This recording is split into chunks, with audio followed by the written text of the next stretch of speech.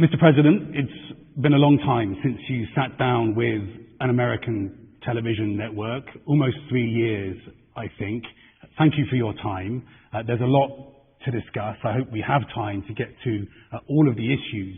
But I want to begin with some news from the US just today. In the US, it's reported that Russia is preparing, perhaps within months, to supply Iran with an advanced satellite system enabling Tehran to track military targets. Is that true?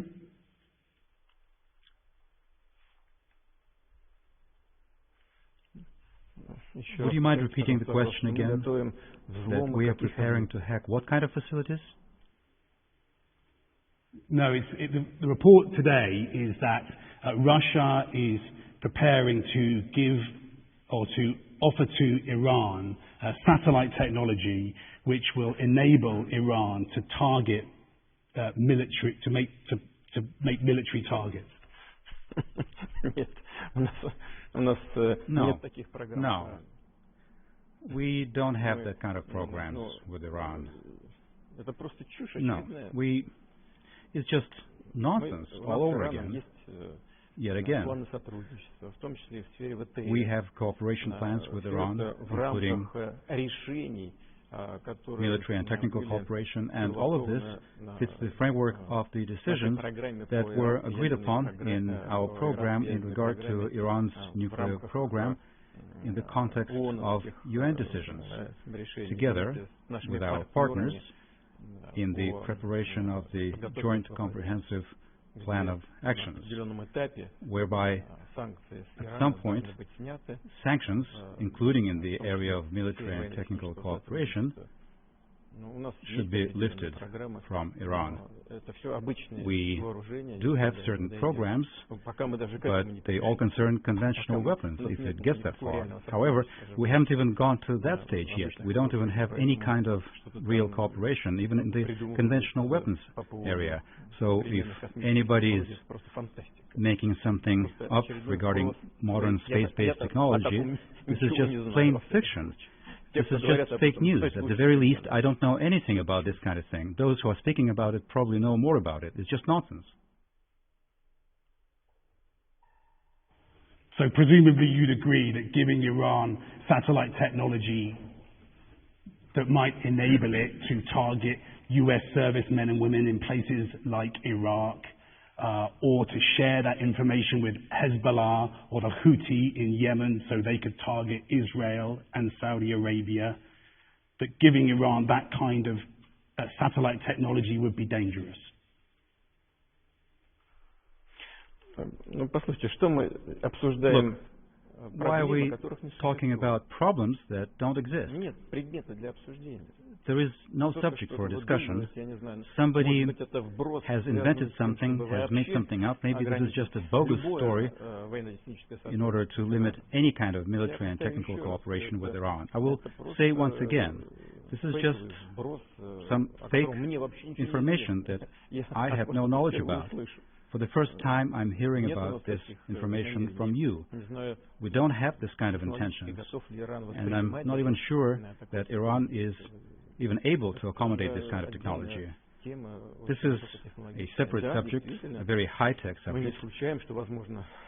Yes, indeed, we don't rule out that cooperation with many world nations and us is possible in space, but probably everybody knows very well our position in terms that we are categorically against space militarization altogether.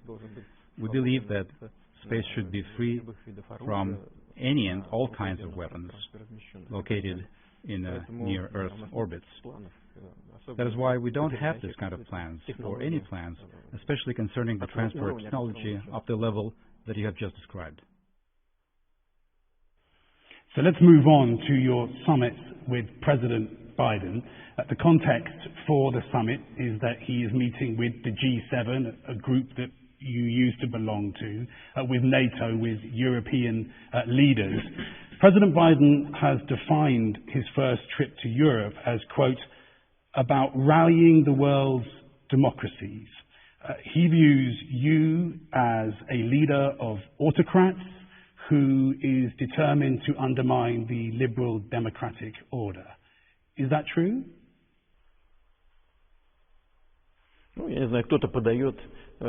Well, I don't know. Somebody presents it from a certain perspective. Someone else looks at the development of the situation and at yours truly in a different manner. All of this is being offered to the public in a way that is found to be expedient for the ruling circles of a certain country. The fact that President Biden has been meeting up with his allies, there is nothing unusual about it. There is nothing unusual about a G7 meeting. We know what G7 is. I have been there on numerous occasions. I know what the values are in that forum. When people get together and discuss something, it's always good. It's better than not to get together and not to discuss. Because even in the context of G7, there are matters that require ongoing attention and consideration because there are differences. Strange as it may seem, there may be differences in assessments of international events on the international arena and among themselves.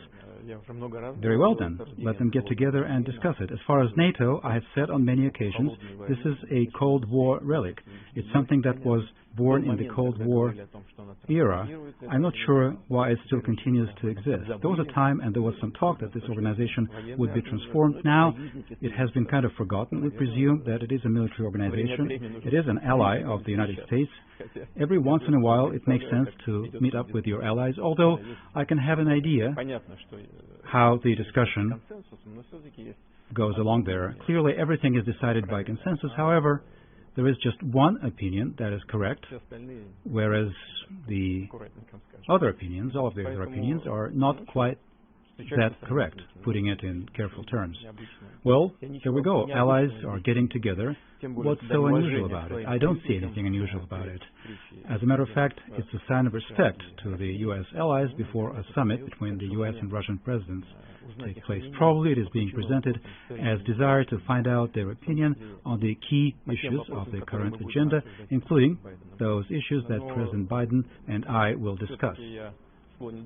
However, I'm inclined to think that despite all of these niceties, the United States, as far as their relationship with Russia, will be promoting what they consider important and necessary for themselves, above all for themselves, for their economic and military interests. However, to hear what their allies have to say about that probably never hurts. This is a working procedure.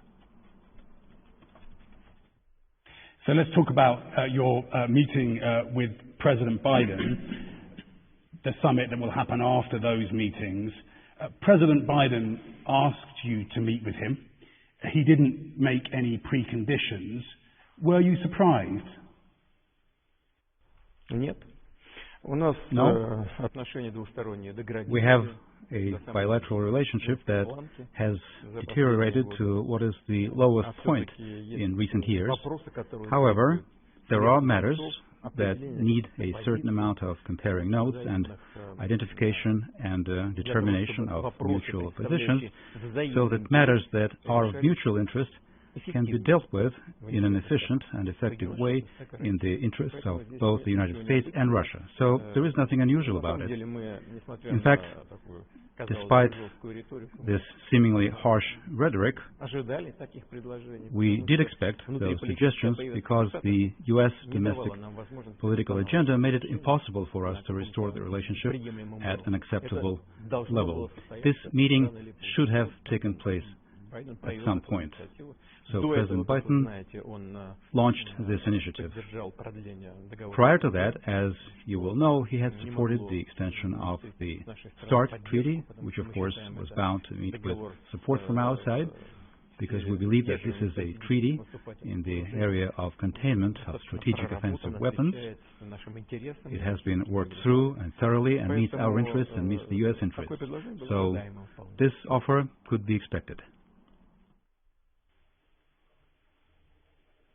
Will you go into the summit agreeing to begin more arms control talks immediately after the summit? Because, as you mentioned, President Biden has extended New START by 5 years. Washington would like that to be the beginning, not the end of that conversation.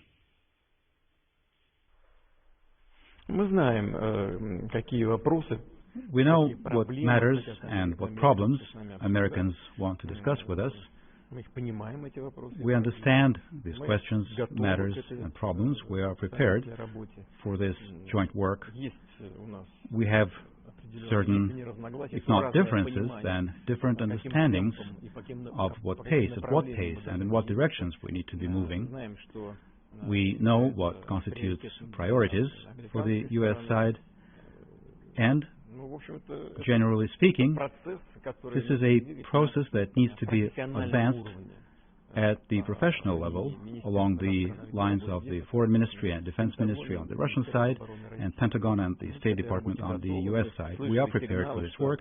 We've heard signals that the U.S. side would like to see these negotiations resumed at this expert level of professionals. We will see if the conditions for this have been created following the summit. Of course, we're not saying no. We are prepared to do this work. President Biden wants predictability and stability. Is that what you want?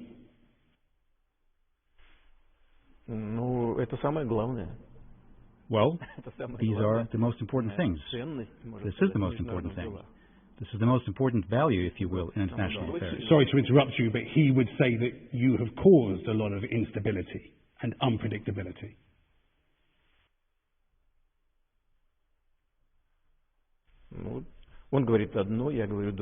Well, he says one thing, I say another thing, but maybe at some point, in certain ways, our rhetoric varies and is different, but if you ask my opinion now, I'm telling you what it is.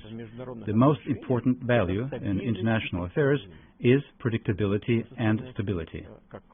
And I believe that on the part of our U.S. partners, this is something that we haven't seen in recent years.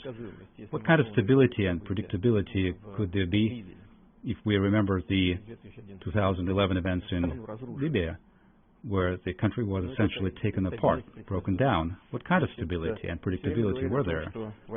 There has been talk of a continued presence of troops in Afghanistan, and then all of a sudden, boom, the troops are being withdrawn from Afghanistan. What? Is this predictability and the stability again? Now, the Middle East events. Is this predictability and stability? What all of this will lead to? Or in Syria? What is stable and predictable about this? I've asked my U.S. counterparts, you want Assad to leave? Who will replace him?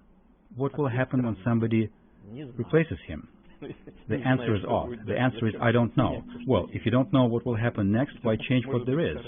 It could be a second Libya or another Afghanistan. Do we want this? No.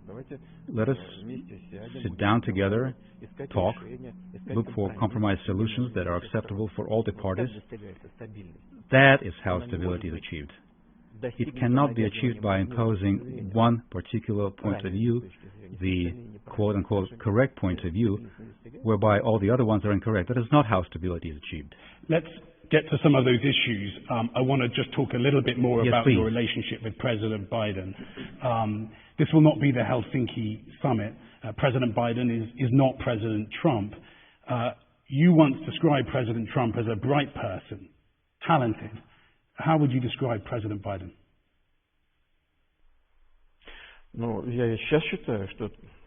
Well, even now, I believe that former U.S. President Mr. Trump is an extraordinary individual, talented individual. Otherwise, he would not have become a U.S. President. He's a colorful individual, and you may like him or not.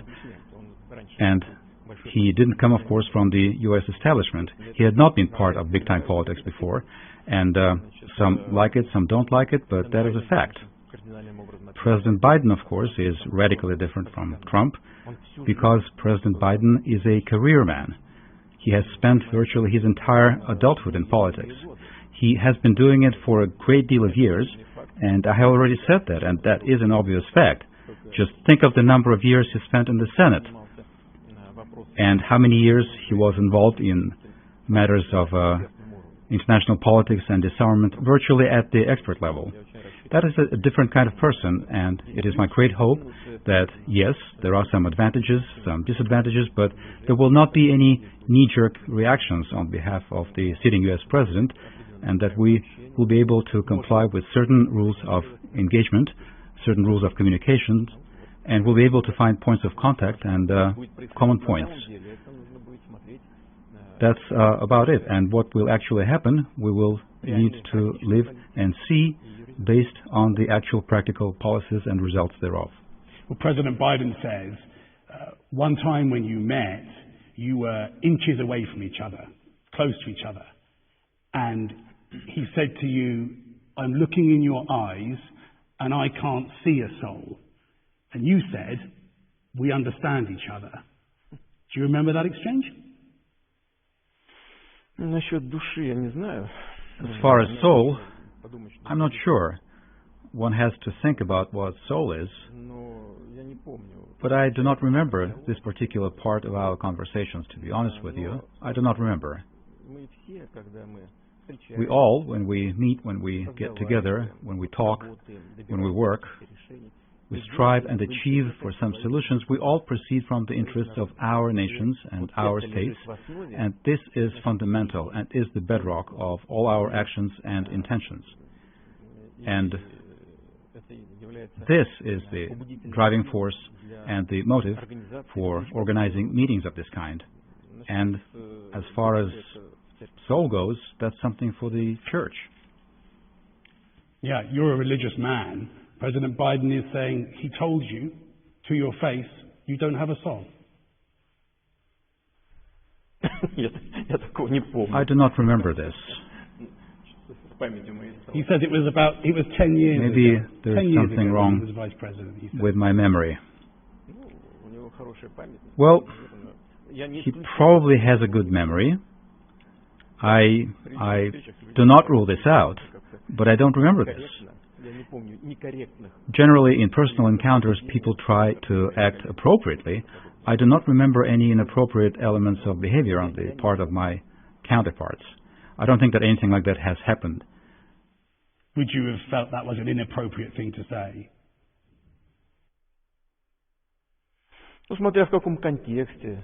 Well, that depends on the context. It depends on what form they're said in. You know, one can say it in different ways. It can be presented in different ways. But generally, people meet up in order to establish a relationship and create an environment and conditions for joint work with a view to achieving some kind of positive results. If one is going to have a fight with somebody else, why bother and have a meeting to begin with? One is better off looking into budget and social policies domestically. We have many issues that we have to resolve. What's the point then? It's just a waste of time. Of course, one can present this for domestic political consumption, which I believe is what has been done in the United States in the last few years, where the U.S.-Russia relationship was sacrificed for the sake of a fierce political strife inside the U.S. We can see that. We know it well. We have been accused of all kinds of things, election interference, cyber attacks, and so on and so forth, and not one time did they bother to produce any kind of evidence or proof, just unfounded accusations. I'm surprised that we have not yet been accused of provoking the Black Lives Matter movement. That would have been a good line of attack. What do you think? We did not do that. What do you think of the Black Lives Matter movement? I think that, of course, this movement was used by one of the political forces domestically in the course of election campaigns. But there are some grounds for it. Let's remember Colin Powell, who was Secretary of State, and he was also in charge of the Pentagon. Even he wrote in his book that even he, as a high-ranking official, had felt some kind of injustice towards himself his entire life, as someone with a dark complexion, even from the USSR days. And in Russia, We have always treated with understanding the fight of African Americans for their rights. And there are certain roots to it. There is a certain foundation for this.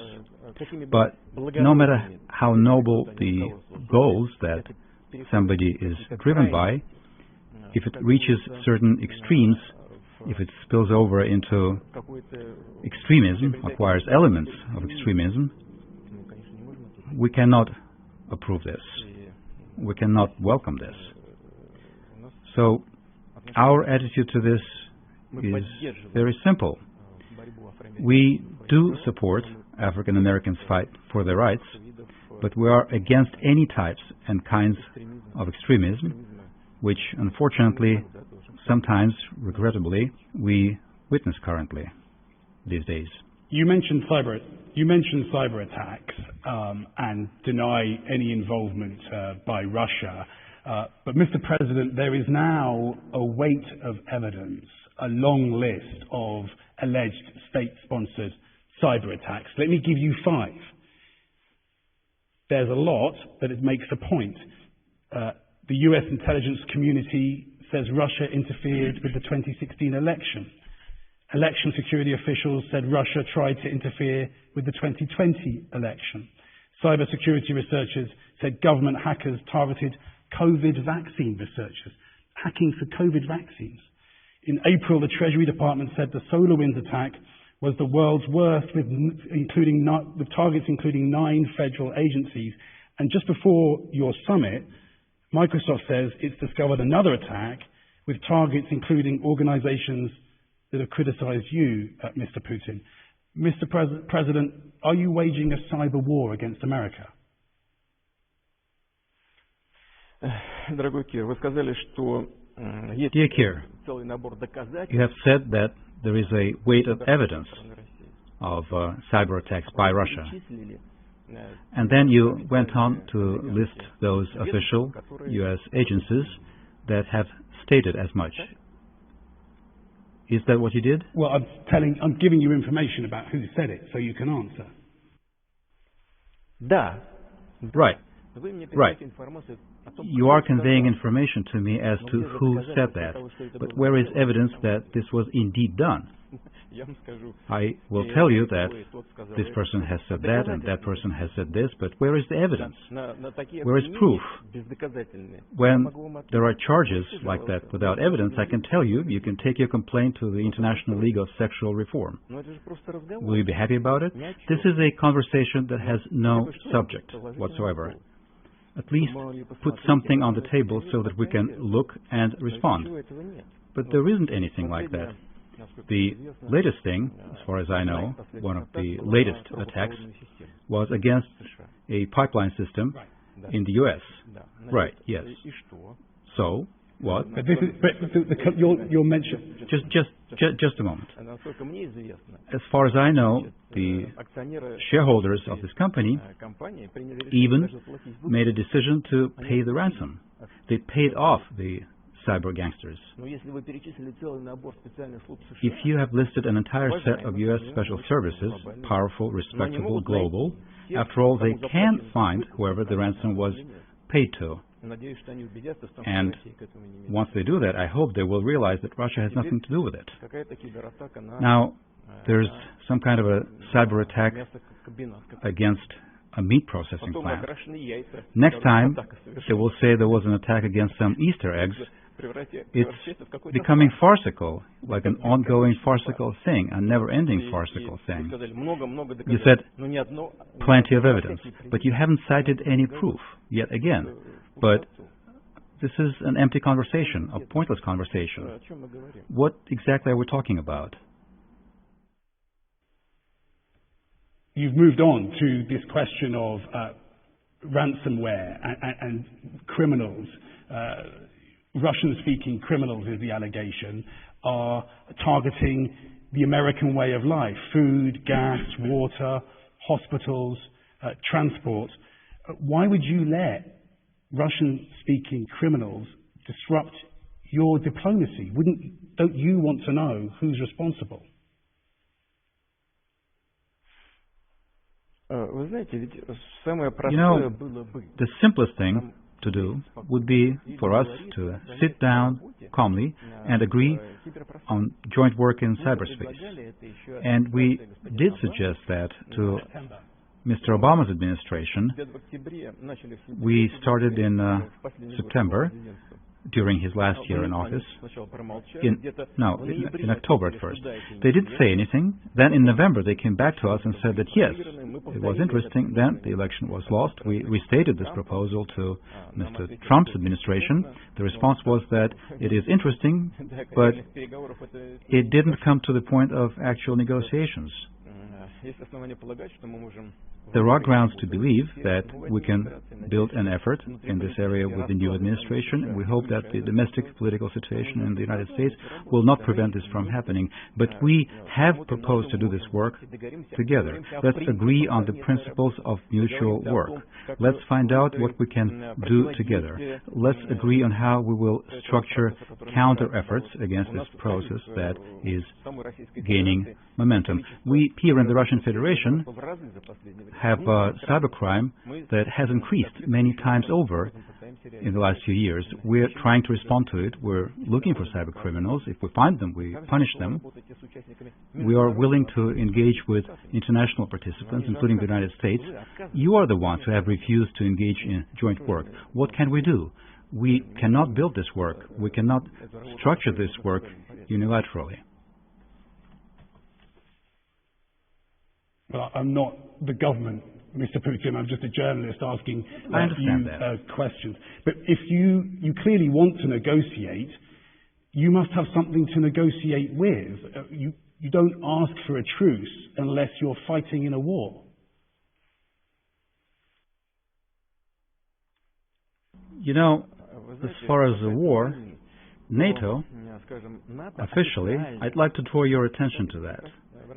NATO has officially stated that it considers cyberspace a battlefield, an area of military action, and conducts military exercises in that battlefield. And you're involved in that battlefield. Russia is fighting on that battlefield, correct? No. Really? That is not correct. Really? If we wanted to do that, NATO did say that it considers cyberspace an area of combat, and it prepares and even conducts exercises. What stops us from doing the same? If you do that, we will do the same thing. But we don't want that. Just like we don't want space militarized, in the same manner, we don't want cyberspace militarized. And we have suggested on many occasions agreeing on mutual work in the cybersecurity area. But your government refuses to. I saw your proposal from September, from just in September. Isn't what you're proposing that if you can come to an agreement over hacking and election interference, then you'll call off the hacking and the election interference if America agrees not to comment on your elections and your political opponents?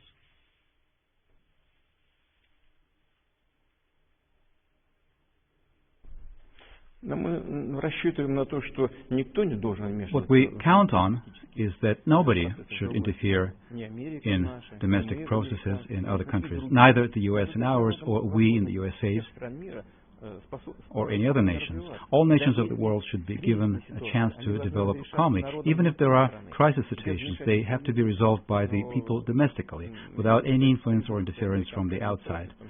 But I don't think that this call by the U.S. administration is worth anything. It appears to me that the U.S. government will continue to interfere in political processes in other countries. I don't think that this process can be stopped, because it has gained a lot of momentum. However, as far as joint work in cyberspace to prevent some unacceptable actions on the part of cyber criminals, that definitely is something that can indeed be agreed upon. And it is our great hope that we will be able to establish this process with our U.S. partners. If you were in America, what would you fear might happen next? The lights being switched off the way they were in Western Ukraine in 2015?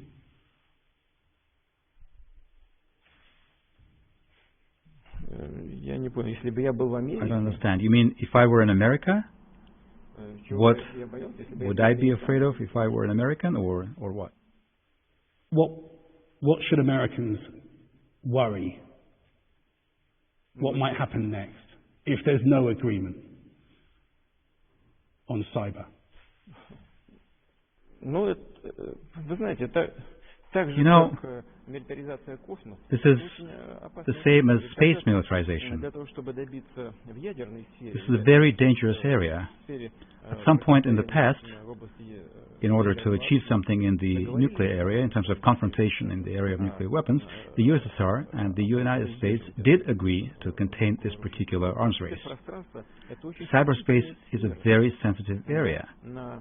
As of today, a great deal of human endeavors rely upon digital technologies, including the functioning of government. And of course, interference in these processes can cause a lot of damage and a lot of losses. And everybody understands that.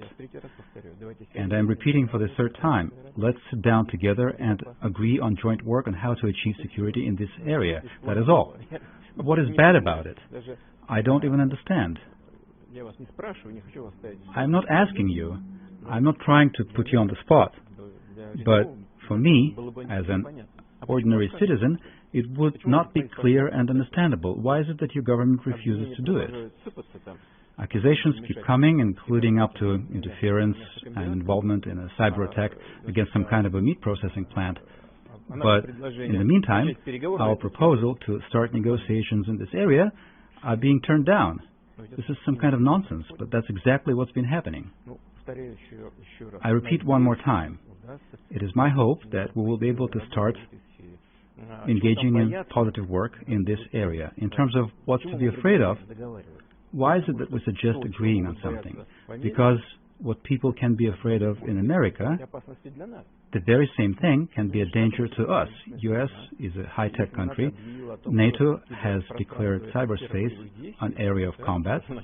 That means they are planning something. They are preparing something. So obviously, this cannot but worry us. Do you fear that American intelligence is deep inside Russian systems and has the ability to do you a lot of damage in cyber?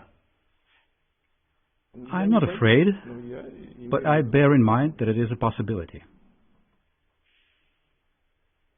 Let me ask you about human rights, an issue that President Biden will raise. Mr. President, he will raise the issue of Alexei Navalny, targeted for assassination, now in a Russian jail. Mr. President, why are you so threatened by opposition? Who says that I feel threatened by opposition, or we're threatened by opposition? Who told you? Who told you that? Well, a Russian court has just... excuse me, I'm sorry. A Russian court has just outlawed organizations connected to Mr. Navalny. Literally every non-systematic opposition figure is facing criminal charges. In journalism, Medusa and V-Times have been hit with foreign agent labels and face collapse. Mr. President, it's as if dissent is simply not tolerated in Russia anymore. Well, you are presenting it as dissent and intolerance towards dissent in Russia. We view it completely differently. You have mentioned the law on foreign agents, but that's not something that we invented. That law was adopted back in the 1930s in the United States, the law on foreign agents. And that law is much harsher than ours, and it is intended, among other things, at preventing interference in the domestic political affairs of the United States. And on the whole, I believe it is justified. Do you want me to answer? Would you like me to answer? Would you like me to keep answering? We call what you're doing now whataboutism. What about this? What about that? It's a way of not answering the question. Let me ask you a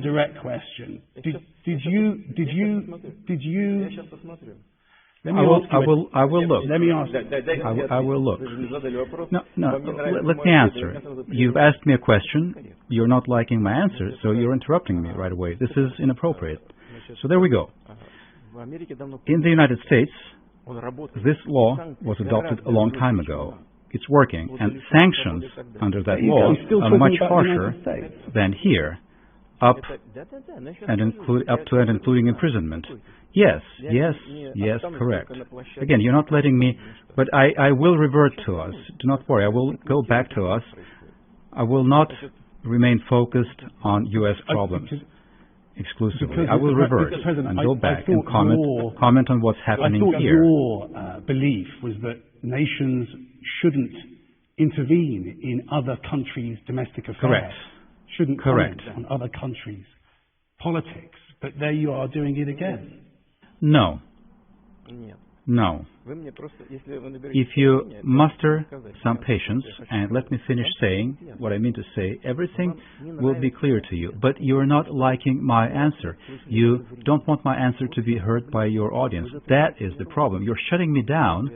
Is that free expression, or is that free expression the American way? Please answer. So, thank you very much. Here we go. The U.S. adopted this law. We passed this law only very recently in order to protect our society against outside interference. In some of the states in the U.S., if a foreign observer approaches a polling station, the prosecutor says, "Come a few feet closer and you'll go to jail." Is that normal? Is that democracy in the modern world? But that is an actual practice in some of the states. We don't have anything like that.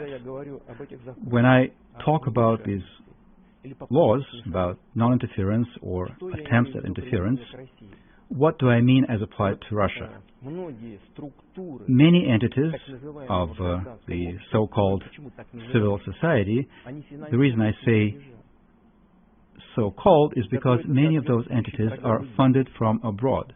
Specific relevant action programs are prepared. Their core members are trained abroad.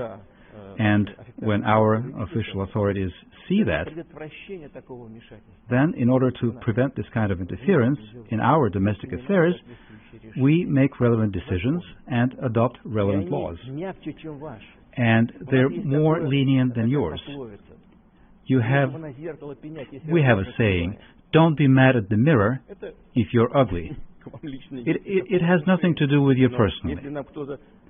But if somebody blames us for something, what I say is, why don't you look at yourselves? You will see yourselves in the mirror, not us. There is nothing unusual about it. As far as political activities and the political system, it is evolving. We have 44 registered parties, well, 34 I think, and 32 are about to participate in various electoral processes across the entire country in September. Yes. We only have a limited amount of time, Mr. President. There is also non-systemic opposition. You have said that some people have been detained, some people are in prison. Yes, that is all true. You mentioned certain names. Yes, I will talk about it. I will not leave any of your questions unattended.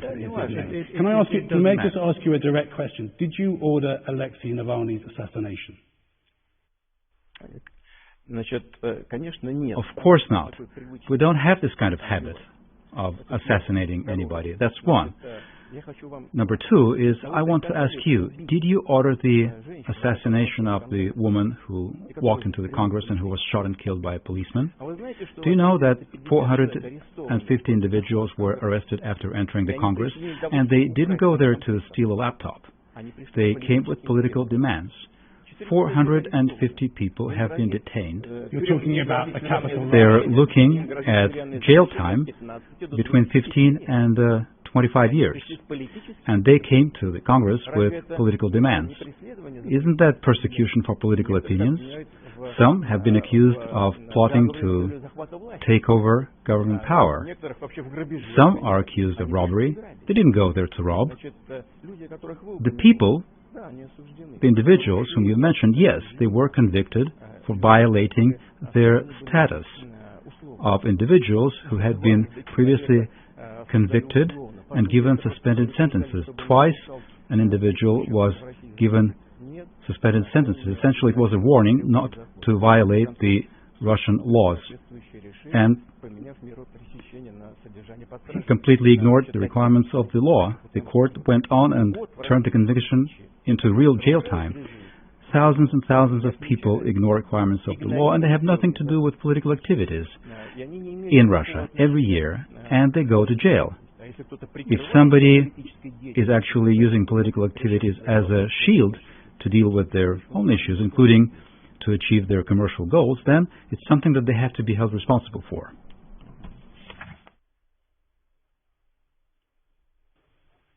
There you go again, Mr. President. What about America when I've asked you about Russia? Let me ask you, you mentioned Congress. Let me ask you another direct question that you can answer, and it's an allegation that has been made, an accusation that has been made again and again now in the United States. The late John McCain in Congress called you a killer. When President Trump was told that you are a killer, he didn't deny it. When President Biden was asked whether he believes you are a killer, he said, I do. Mr. President, are you a killer? Look, over my tenure, I've gotten used to attacks from all kinds of angles, and from all kinds of directions, under all kinds of pretexts and reasons, and of different caliber and fierceness. And none of it surprises me. People with whom I work and with whom I argue on the international arena, we're not bride and groom. We don't swear everlasting love and friendship. We are partners, and in some areas we are rivals. As far as harsh rhetoric, I think that this is an expression of overall U.S. culture. Of course, in Hollywood, because we did mention Hollywood at the beginning of our conversation, there are some deep things that undoubtedly can be referred to as works of cinematic art. But more often than not, it's macho behavior, and that is also part of U.S. culture, including political culture, and it is considered normal. By the way, not here. It is not considered normal here. If this rhetoric is followed by a suggestion to meet and discuss bilateral issues and matters of international policies, I see it as desire to engage in joint work. If this desire is serious, we are prepared to support it. I don't think I heard you answer the question, the direct question, Mr. President. I did answer. I did. I will add, if you let me. I have heard dozens of such accusations, especially during the period of some grave events during our counter-terrorism efforts in North Caucasus. And when it happens, I'm always guided by the interests of the Russian people and the Russian state. And sentiments in terms of who calls somebody what kind of labels, this is not something I worry about in the least. You mentioned many individuals who indeed suffered and perished at different points in time for various reasons at the hand of different individuals. You've mentioned Lesin. Lesin used to work in my administration. I liked him very much. He perished in the United States, died or perished. I'm not sure which. We should ask you how exactly he perished. I regret to this day that he is not with us anymore. In my opinion, he's a very decent individual. As far as the others, we found some of the criminals who committed those crimes, and some are in prison. And we are prepared to continue to work in this mode and along this avenue, identifying everybody who violates the law and by their actions cause damage, including to the image of the Russian Federation. However, just piling everything together is meaningless, inappropriate, and baseless. If one sees this as a line of attack, then very well.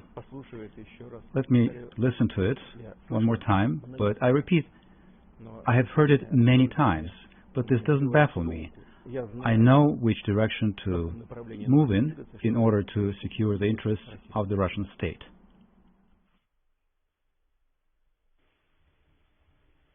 Let's move on to Belarus and Ukraine, two issues that will certainly come up in your summit with President Biden. Did you have prior knowledge that a commercial airliner would be forced to land in Belarus and that a journalist would be arrested?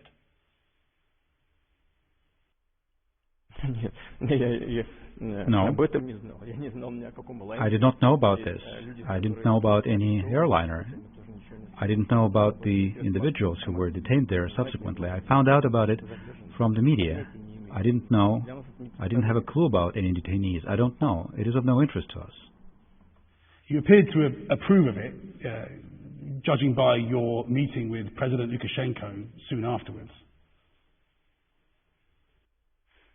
Not that I approve of it, not that I condemn it, but, well, it happened. I said recently in one of my conversations with a European colleague, I told him about the version of Mr. Lukashenko, who told me about it. He said that information had been given to them, that there was an explosive device on board the plane. They informed the pilot without forcing the pilot to land, and the pilot made a decision to land in Minsk. That is all. And you believe that? Why should I not believe him? Ask the pilot. It's the simplest thing. Ask the chief pilot. Ask the commander of the aircraft. Did you ask him if he was forced to land? Because I have not heard or seen an interview with the aircraft commander that landed in Minsk. Why not ask him? Why not ask him if he was forced to land? Why don't you ask him? It's actually even odd. Everybody accuses Lukashenko, but the pilot hasn't been asked. You know, I cannot but recall another similar situation where the plane of the president of Bolivia was forced to land in Vienna at the orders of the U.S. administration. Air Force One, presidential plane, was forced to land. The president was led out of the aircraft. They searched the plane, and you don't even recall that. Do you think it was normal? So that was good, but what Lukashenko did was bad? Look, let us speak the same language, and let us use the same concepts. If, well, Lukashenko is a gangster, how about the other incident then? Was it good? In Bolivia at the time, it was seen as humiliation of the entire country. But everybody kept mum in order to not aggravate the situation. Nobody's recalling that. By the way, this is not the only situation of this kind. With respect, you're recalling it, but so if it is Lukashenko, that means you gave him an example to follow. We are talking about a commercial flight. Shouldn't people be able to take a commercial flight across Europe without fear of being shot down, like in the case of MH17, or forced down so that a dictator can arrest a journalist? Yes.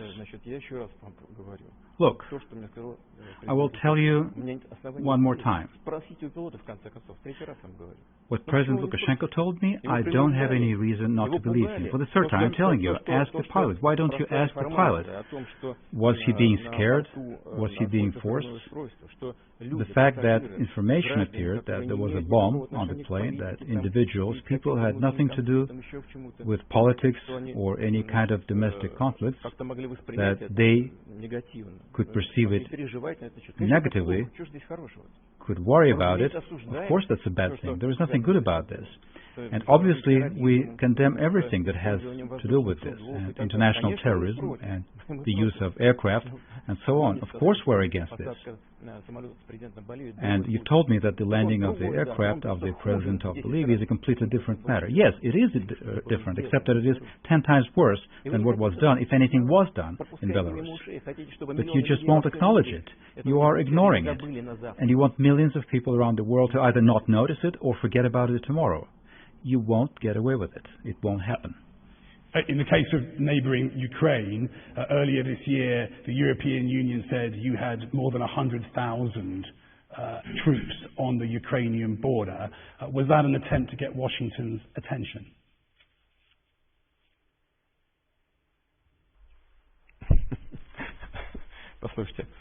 Look, first, Ukraine itself constantly, and I think is still doing that, it kept bringing personnel and military equipment to the conflict area in the southeast of Ukraine, Donbass. That's one. Two is that we conducted exercises in our territory, and not just in the south of the Russian Federation, but also in the Far East and in the North and in the Arctic. Simultaneously, military exercises were being held in different parts of the Russian Federation. At the very same time, the U.S. was conducting military exercises in Alaska. Do you know anything about it? Probably not. But I'll tell you that I do know. And that is in direct proximity to our borders. But that's in your territory, on your land. We didn't even pay attention to it. What is happening now? Now, at our southern borders, there is a war game, Defender Europe. 40,000 personnel, 15,000 units of military equipment. Part of them have been airlifted from the U.S. continent directly to our borders. Did we airlift any of our military technology to the U.S. borders? No, we did not. Many of those, why are you worried? Many of those exercises are a response to your actions, Mr. President. Do you worry that your opposition to NATO has actually strengthened it? For 6 years, NATO has spent more on defense. That's some defense. Some defense. During the USSR era, Gorbachev, who is still, thank God, with us, you can ask him, got a promise, a verbal promise. However, it was a promise that there would be NATO expansion to the east. Where are those promises? 2 waves of expansion. Where is that written down?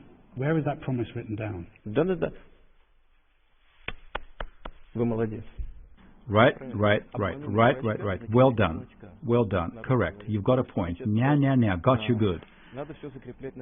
Well, congratulations. Of course, everything should be sealed and written on paper. But what was the point of expanding NATO to the east and bringing this infrastructure to our borders?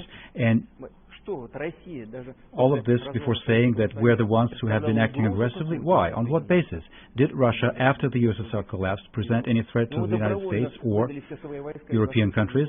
We voluntarily withdrew our troops from Eastern Europe, leaving them just on empty land.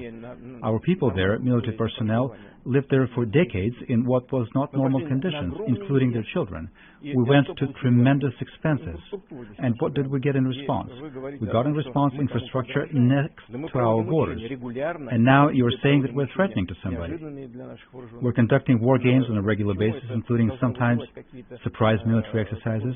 Why should it worry the NATO partners? I just don't understand this. Will you commit now not to send any further Russian troops into Ukrainian sovereign territory?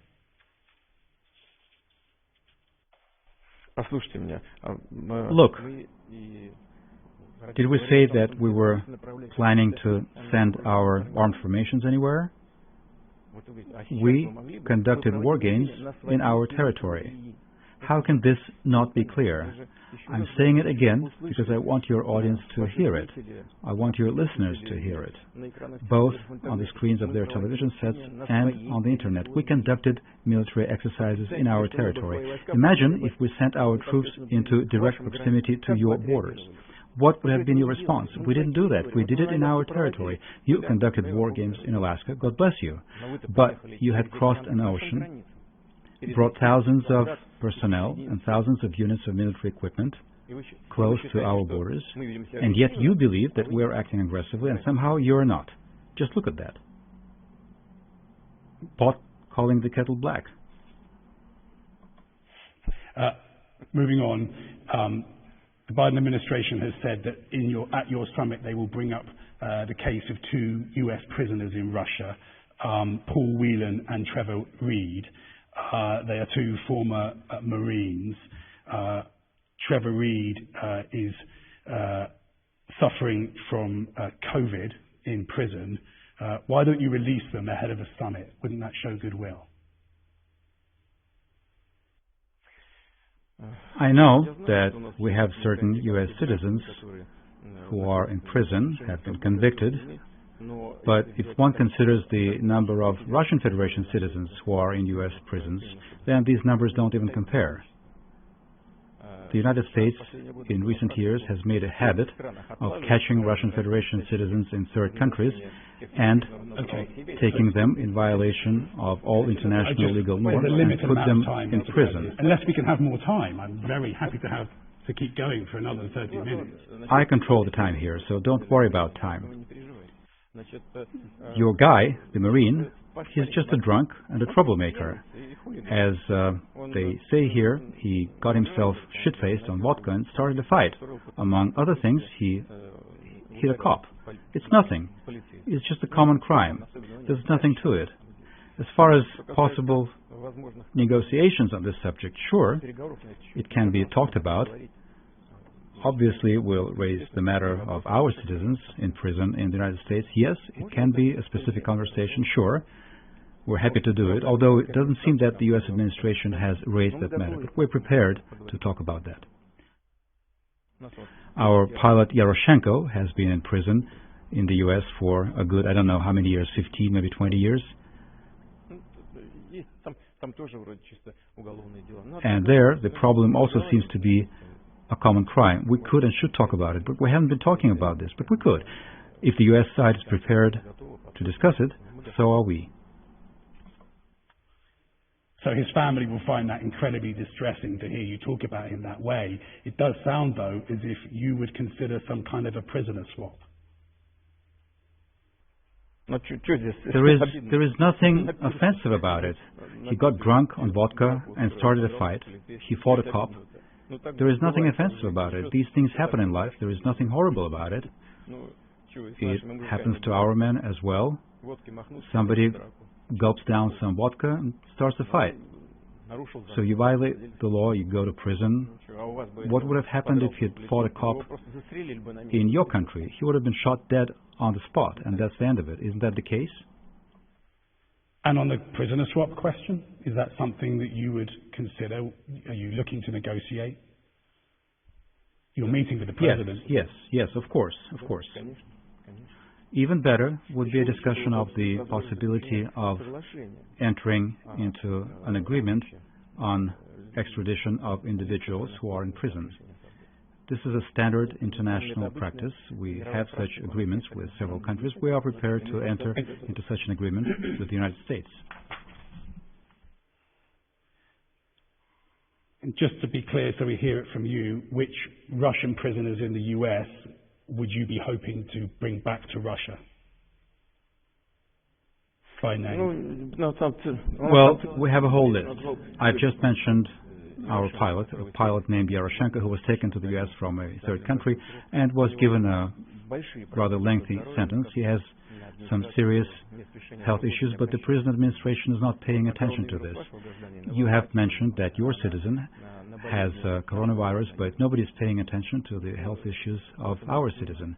We are prepared to discuss these issues. Moreover, it makes sense, as you correctly said, and I completely agree with you, there are matters of humanitarian nature, and why not discuss them as long as they pertain to the health and life of specific individuals and of their families, of course. Sure thing. Just quickly, before I move on the subject of prisons, again with Alexei Navalny, will you commit that you will personally ensure that Alexei Navalny will leave prison alive? Look, such decisions in this country are not made by the president. They're made by the court, whether or not to set somebody free. As far as the health, all individuals who are in prison, that is something that the administration of the specific prison or penitentiary establishment is responsible for. And there are medical facilities in penitentiaries that are perhaps far from the best condition, and they're the ones whose responsibility it is. And I hope that they do it properly. But to be honest, I have not visited such places for a long time. I did visit one in St. Petersburg some time ago, and that was a very grave impression that was made on me by the medical facilities in a prison. But since then, I hope some things have been done to improve the situation. And I proceed from the premise that the person that you have mentioned, the same kind of measures will apply, not in any way worse than to anybody else who happens to be in prison. That can be said for sure. His name is Alexei Navalny. People will note that you were I don't prepared care. to say I don't that care. he would leave prison alive. Look, please listen to me carefully. His name can be anything. He's one of the individuals who are in prison. For me, he's one of the citizens of the Russian Federation who has been found guilty by a Russian court of law and is in prison. There are many citizens like that. By the way, our so-called prison population, the people who are in prison, in the last few years has been reduced by almost 50%, which I consider a big victory for us and a major sign of the fact that our legal system is becoming more humane. So he will not be treated any worse than anybody else. Nobody should be given any kind of special treatment. It would be wrong. Everybody should be in an equal situation. This is called the most favored nation treatment. Not worse than anyone else. And the individual that you have mentioned, that applies to him as well. I appreciate the extra time, Mr. President. The team has been in quarantine for almost 2 weeks, so this interview is very important to us. I want to ask you about China. China is working on its 4th aircraft carrier. It has 2. Russia has 1, and it's not in service at the moment. China refused to take part in arms control talks last year. You complain so much about NATO to your west. Why do you never complain about China's militarization to your east?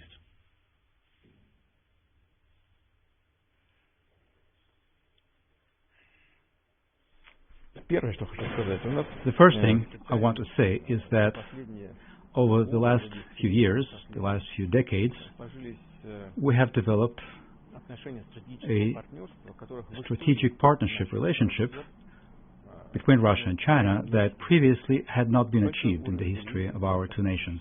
A high level of trust and cooperation, and in all areas, in politics, in the economy, in technology, and in the area of military and technical cooperation. We do not believe that China is a threat to us. That's one. China is a friendly nation. It has not declared us an enemy, as the United States has done. China hasn't been... Don't you know anything about this?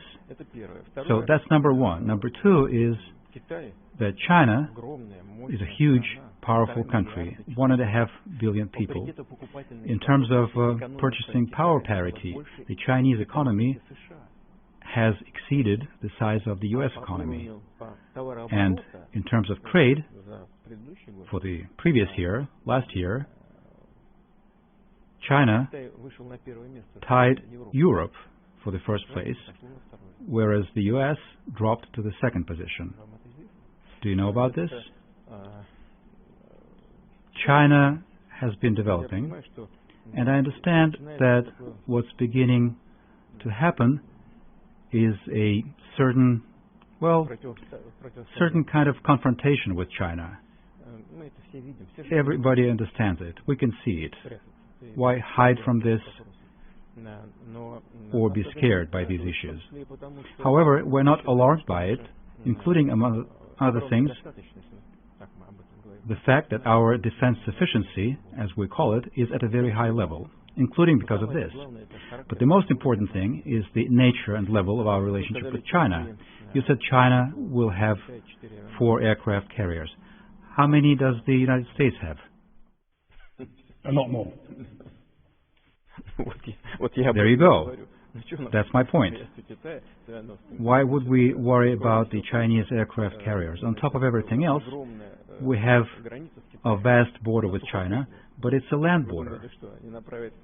What, do you think the Chinese aircraft carriers will be sent to cross our land border into our territory? This is just a meaningless conversation. But you also have a Pacific coast. But you're right, there will be 4 of them. Yes, there will be 4 of them. Coast? Well, the coast is huge, but the bulk of the border between us and China is a land border. And yes, you're right that there will be 4 of them, because 1 needs to be in maintenance, 1 needs to be on combat duty, 1 needs to be in repairs. There is nothing excessive here for China. That is why what you said, that China won't engage in negotiations, arms control. It refuses to negotiate reductions in nuclear offensive weapons. You should ask the Chinese about it, whether it's good or bad. It's up to them. But their arguments are simple and they're understandable. The level, both in terms of the amount of ammunition and warheads and delivery vehicles, the United States and Russia are far, far ahead of China. And the Chinese justly ask, why would we make reductions if we are already far behind what you have? Or do you want us to freeze our level of nuclear deterrence? Why should we freeze? Why we, a country with 1.5 billion population, cannot at least set the goal of achieving your levels? These are all debatable issues that require thorough consideration, but making us responsible for China's position is just comical.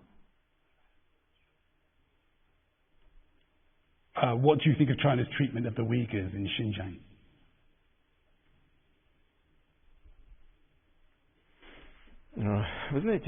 You know, I have met certain Uyghurs. It's always possible to find individuals who criticize the central authorities. I have met Uyghurs on my trips to China, and I assure you, at the very least, from what I heard with my own ears, that on the whole, they welcome the policies of the Chinese authorities in this area. They believe that China has done a great deal for people who live in this part of the country from the perspective of the economy, raising the cultural level, and so on and so forth. So why should I offer assessments looking at the situation from outside? Indeed. You know there are many Uyghurs who do not say that, and that America has accused China of genocide. The Secretary of State has accused China of genocide over the Uyghurs. There is the accusation of 1 million Uyghurs in so-called concentration camps. Is that your message to the Muslim communities in the former Soviet Union? You don't think anything wrong is happening there?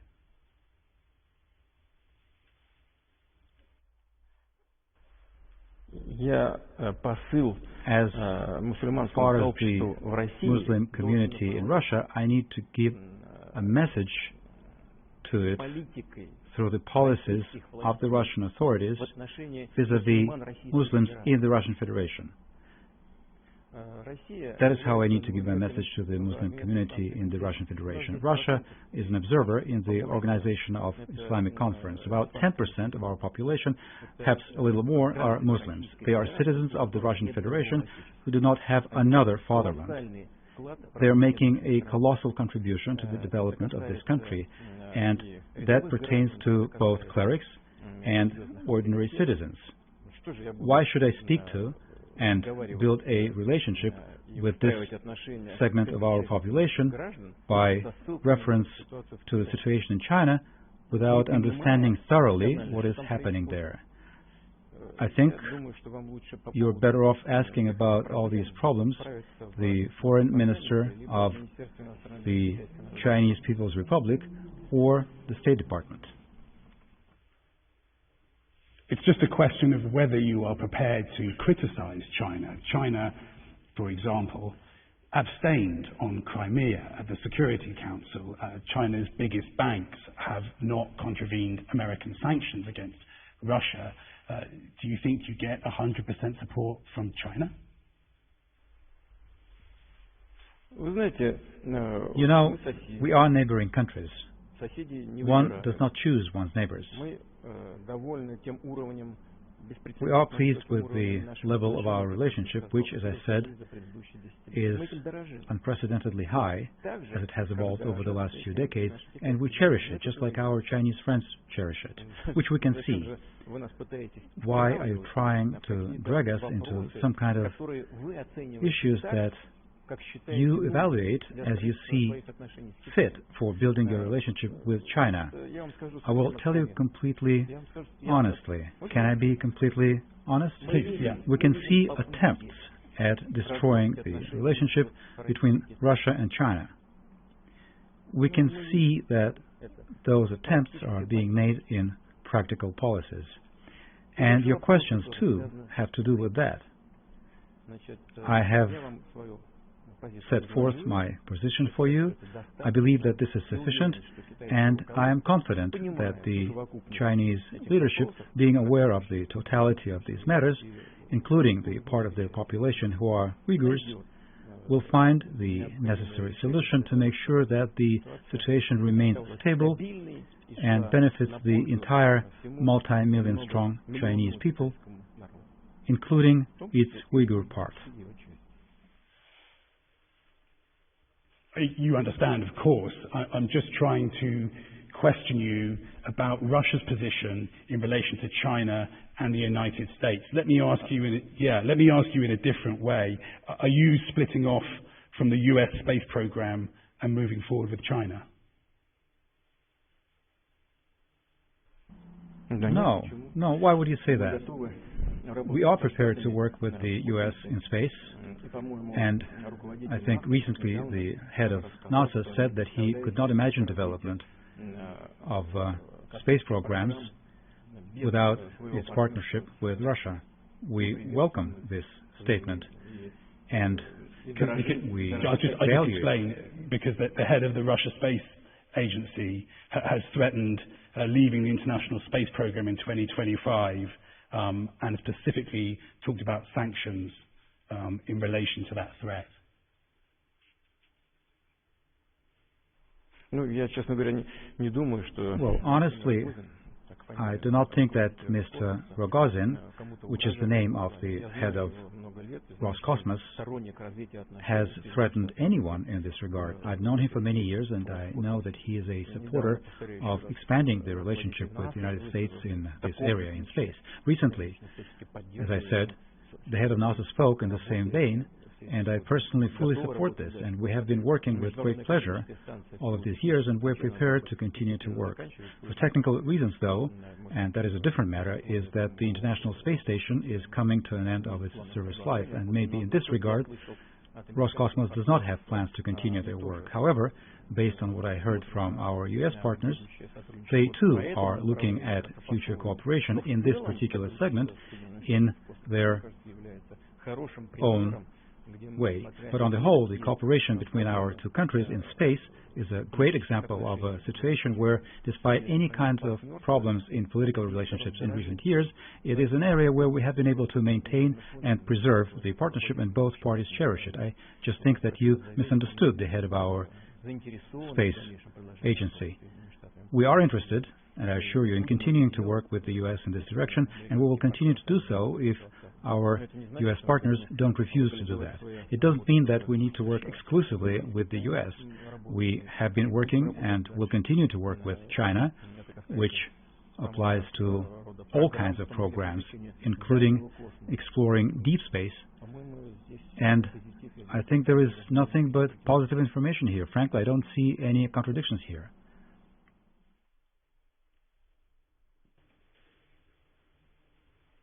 Let me ask you one more way, just to understand the relationship between China, Russia, and America. If the People's Liberation Army made a move on Taiwan, how would Russia respond to that?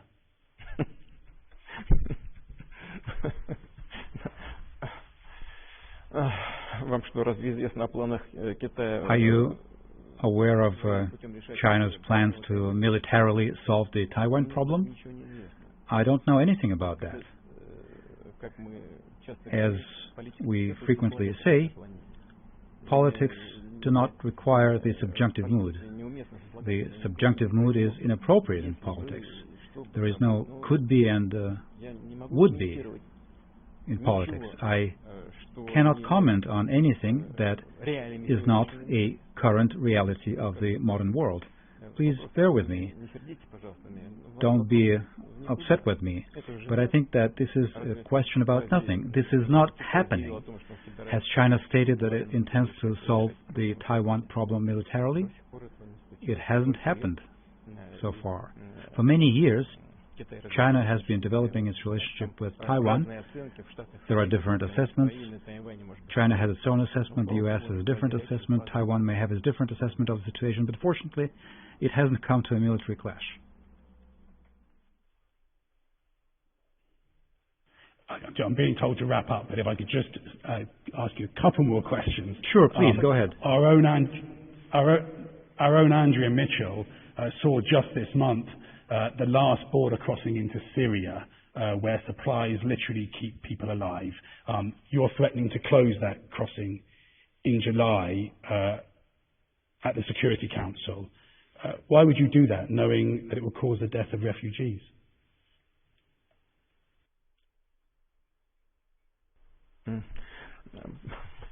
Look, unfortunately, there are already a great deal of tragedies there, and all our actions in their totality need to be geared at stabilizing the situation and bringing it into a normal course of events. And with support of Russia, Syria, the Syrian authorities have been able to bring back under their control over 90% of the Syrian territory. What needs to be set up now is humanitarian assistance to people irrespective of any kind of political context. However, our partners in the West in general, both the United States and the Europeans, have been saying that they're not going to give any help to Assad. What does Assad have to do with it? Help people who need that assistance, just the most basic things. They won't even lift restrictions on supplies of medications and medical equipment, even in the context of the coronavirus infection. But that is just inhumane. And this kind of cruel attitude to people cannot be explained in any way. As far as the border crossings for delivery of humanitarian assistance, there is the Idlib area where combatants are still robbing people, killing people, raping people. There is the Al-Tanf zone, which, by the way, is controlled by the U.S. military. Recently, we caught there a group of gangsters who had come from there, and they directly said that they had specific goals as far as Russian military facilities. As far as border crossings, our position is such that assistance needs to be given just as it should be done in the entire world and as it is provided for in the rules of international humanitarian law through the central government. That is how assistance should be given, and it should not be discriminated against. And if there are grounds to believe that the central government of Syria will plunder something, will steal something, well, set up observers on the part of the International Red Cross and Red Crescent who will oversee everything. I don't think that anybody in the Syrian government is interested in stealing some part of this humanitarian assistance. It just needs to be done through the central government. And in this sense, we support President Assad because a different mode of behavior would be undermining the sovereignty of the Syrian Arab Republic, and that's all. As far as the Idlib zone, the Turkish troops there effectively control the border between Turkey and Syria, and convoys cross the border without any restrictions on their numbers in both directions. Mr. President, you extended the Constitution so that you could be president of Russia until 2036. Do you worry that the longer you are in power and without any sign of someone to replace you, the more instability there may be when you finally do choose to leave office?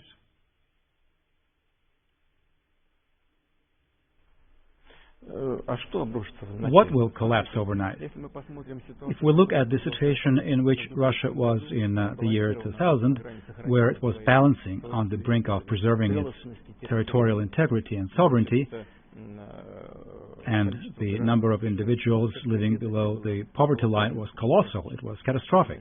The GDP level had dropped below anything that's acceptable.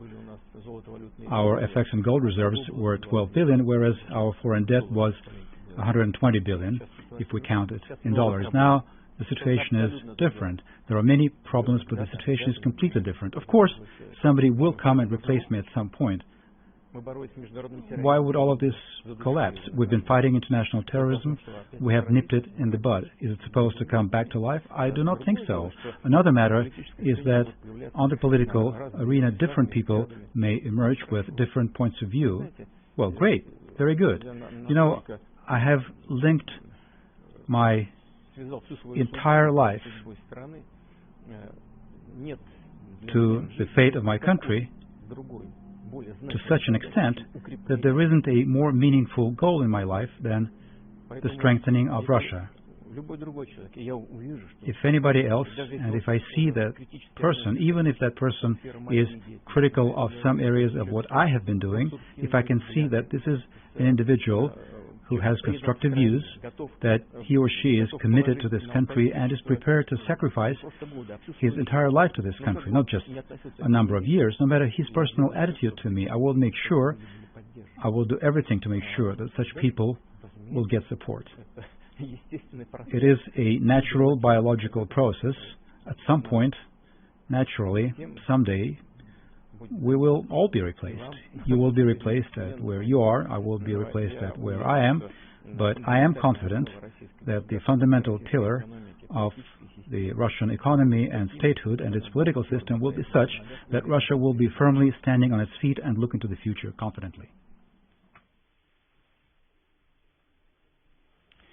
And would you look from that person for some kind of protection the same way that you offered to Boris Yeltsin when you took over?